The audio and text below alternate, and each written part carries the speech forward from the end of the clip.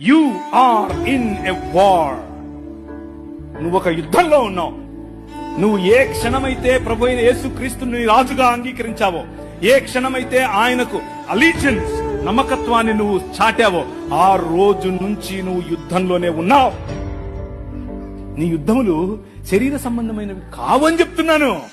నీ కొట్లాట కట్టెలతోనో, కర్రలతోనో, కత్తులతోనో, బాంబులతోనో కాదు. మన శత్రువు షెడ్డీ వేసుకునే ఆరసుడు కాదు. నో, వాడి వెనుక పనిచేస్తున్నటువంటి భావజాలం. మన శత్రువు బ్రాహ్మణుడు కాదు, బ్రాహ్మణుడు మంచోళ్ళు. ఆయన వెనుకున్నటువంటి ఆ భావజాలం. ఏంటా భావజాలం? నువ్వు స్త్రీవి, నువ్వు తక్కువ.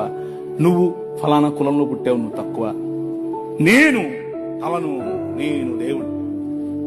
ప్రతి భావజాలాన్ని చెరపట్టి ఎక్కడికి తీసుకురావాలి?